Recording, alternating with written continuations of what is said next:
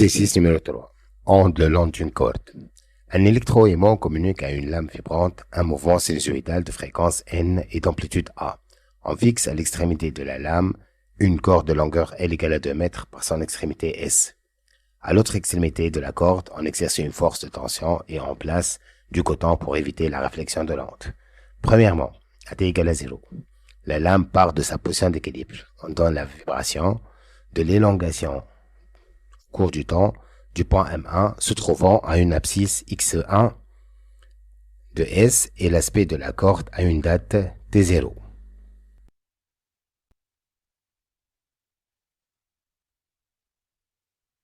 Déduire de ces données. Petit a, la fréquence N. Petit b, la longueur d'onde lambda. Petit c, la célérité v de l'onde. Petit d, l'abscisse X1. Petit e, la date T0. Deuxièmement, donner la loi horaire du mouvement de M1 et celle de la source S. Troisièmement, que peut-on dire du mouvement de M1 et S?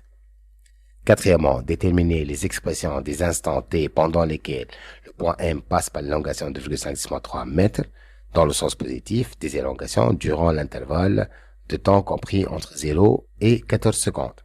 Donner la valeur de la première date. Cinquièmement, déterminer les abscisses des points se trouvant à l'élongation de 2,5 mètres et qui se déplacent dans le sens négatif des élongations à la date t égale à 0. Réponse. Premièrement, petit a. D'après le graphe, t égale à n fois sh, ça fait 2 fois 1 10 2, ça fait 2 10 2 secondes. À la fréquence n, c'est 1 sur t, c'est 1 sur 2 10 2, ça fait 50 Hz. Petit b. D'après le graphe, lambda égale à n fois sh. Donc ça fait 2 fois 10 10 moins 2, ça fait 0,2 mètres. Petit c. Alors c égale à lambda sur t, ça fait 0,2 sur 2 10 moins 2, ça fait donc 10 mètres secondes moins 1. Petit d, θ égale à x1 sur v, donc x1 égale à v fois θ. Ça fait 10 fois 5,5 moins 2, ça fait 0,55 mètres. Alors petit e, x fondant égale à v fois t0, donc t0 égale à xf sur v, ça fait 0,55 sur 10, ça fait 5,5 10 moins 2 secondes.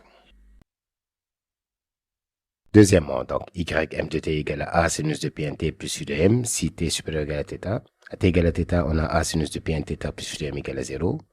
Donc de pi nθ plus phi de m égale à 0 ou de pi nθ plus phi de m égale à pi. Donc phi de m égale à 0 moins de pi nθ ou pi moins de pi nθ. Or, dérivée de ym sur dt à t égale à θ est négative, donc phi de m égale à pi moins de pi nθ. Donc ça fait pi moins 2 pi fois 50 fois 5,5 10 moins 2. Ça fait 4,5 pi. On va chercher donc la mesure principale, on va rajouter 4 pi. Donc ça fait donc moins pi sur 2 radians. Donc ym de t égale à 5 cm, ça fait 5 10 moins 3, donc sinus 100 pi t, moins pi sur 2, si t supérieur ou égal à 5,5 10 moins 2 secondes. Alors ys de t égale à ym plus θ, ça fait 5 10 moins 3 sinus 100 pi fois t plus θ, moins pi sur 2, ça fait 5 10 moins 3 sinus 100 pi t plus 100 pi θ moins pi sur 2, ça fait 5 10 moins 3 sinus 100 pi t plus 5 pi, donc ça fait 5 10 moins 3 sinus 100 pi t plus pi, la mesure principale de 5 pi, et de retirer 4 pi, ça fait donc plus pi, si t supérieur ou égal à 0 secondes. Troisièmement, phi de m moins phi de s égale à moins pi sur 2, moins pi, ça fait moins 3 pi sur 2. Alors 3 sur 2 supérieur à 1, donc on rajoute 2 pi, ça fait donc plus pi sur 2 radians comme mesure principale. Donc m vibre en quadrature avance par rapport à s. Quatrièmement, ym de t égale à 5 10 moins 3 sinus 100 pi t moins pi sur 2. Donc ym de t, l'élongation de 2,5 10 moins 3 égale à 5 10 moins 3 sinus 100 pi t moins pi sur 2. En simplifiant par 2,5 10 moins 3, ça donne donc 0,5 sinus 100 pi t moins pi sur 2. Donc sinus moins 1 de 0,5, ça fait pi sur 6, donc égal à pi sur 6. Sinus pi sur 6 égale à sinus 100 pi t moins pi sur 2. Donc, on peut conclure que pi sur 6 plus 2 pi égale à 100 pi t moins pi sur 2 ou 5 pi sur 6 plus 2 pi égale à 100 pi t moins pi sur 2. Or, le point se déplace dans le sens positif, donc pi sur 6 plus 2 pi égale à 100 pi t moins pi sur 2. Donc 100 pi t égale à pi sur 6 plus pi sur 2 plus 2 pi, ça fait 100 pi t égale à 2 pi sur 3 plus 2 pi. Donc t égale à 6,66 10 moins 3 plus 0,2 k, plus 0,02 k. T est encadré entre 0 et 0,14, donc 0 inférieur à 6,66 10 moins 3 plus 0,0K inférieur à 0,14. Ça fait donc K est encadré entre moins 0,66 et 6,6. Donc T appartient à 0, 1, 2, 3, 4, 5, 6. La première date, donc, K égale à 0, donc T égale à 6,66 10 moins 3 secondes. Cinquièmement, donc, ym de t égale à ys t moins θ, ça fait a sinus de pnt, facteur de pn, pardon, facteur de t moins θ, plus u de s. Donc, ym de t égale à sinus de pnt moins de pn θ plus u de s. Donc, ym t x égale à a sinus de pnt moins de pn x sur v plus u de s. Donc, ym t de x égale à a sinus de pnt moins de pn x. On remplace v par sa valeur lambda fois n. Son expression, pardon, lambda fois n plus phi de s. Donc, ym de x égale à a sinus de pnt moins de px sur lambda plus phi de s si t supérieur à égal à x sur v. Donc, l'élongation est égale à 2,5 10 moins 3, donc ça fait égal à 5 10 moins 3 sinus 100 pi.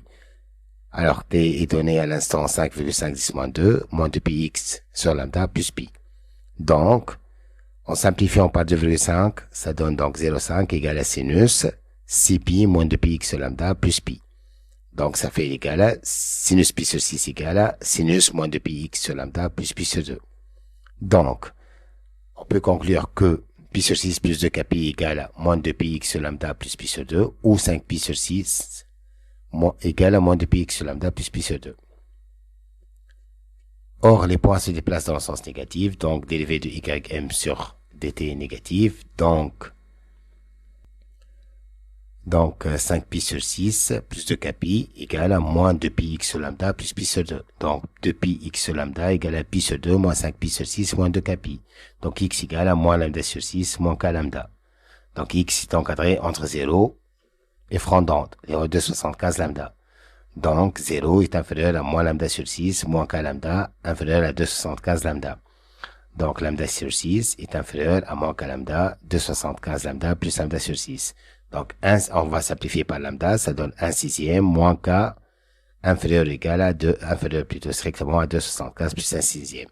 Donc, k est encadré entre moins 2,9 et moins 0,16. Donc, k appartient à moins 1, moins 2. Donc, x1 égale à 5 lambda sur 6 et x2 égale à 11 lambda sur 6.